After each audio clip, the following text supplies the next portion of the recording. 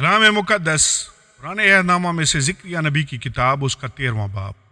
اس روز گناہ اور ناپاکی دھونے کو داؤد کے گھرانے اور یروشلم کے باشندوں کے لیے ایک سوتا پھوٹ نکلے گا، اور رب الافواج فرماتا ہے میں اس روز ملک سے بتوں کا نام مٹا دوں گا اور ان کو پھر کوئی یاد نہ کرے گا، اور میں نبیوں کو اور ناپاک روح کو ملک سے خارج کر دوں گا۔ اور جب کوئی نبوت کرے گا تو اس کے ماں باپ جن سے وہ پیدا ہوا اس سے کہیں گے تو زندہ نہ رہے گا، کیونکہ تو خداوند کا نام لے کر جھوٹ بولتا ہے۔ اور جب وہ نبوت کرے گا تو اس کے ماں باپ جن سے وہ پیدا ہوا اسے چھید ڈالیں گے۔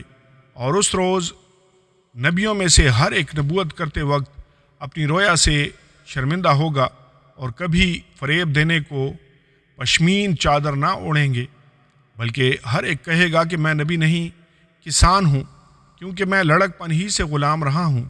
اور جب کوئی ان سے پوچھے گا کہ تیری چھاتی پر یہ زخم کیسے ہیں، تو وہ جواب دے گا یہ وہ زخم ہے جو میرے دوستوں کے گھر میں لگے، خدا کے چرواہے کو قتل کرنے کا حکم۔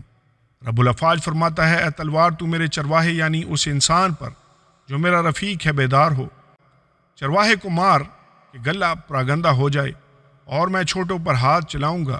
اور خداوند فرماتا ہے سارے ملک میں 2/3 قتل کیے جائیں گے اور مریں گے، لیکن 1/3 بچ رہیں گے، اور میں اس 1/3 کو آگ میں ڈال کر چاندی کی طرح صاف کروں گا اور سونے کی طرح تاؤں گا۔ وہ مجھ سے دعا کریں گے اور میں ان کی سنوں گا۔ میں کہوں گا یہ میرے لوگ ہیں، وہ کہیں گے خداوند ہی ہمارا خدا ہے۔ آمین اور آمین۔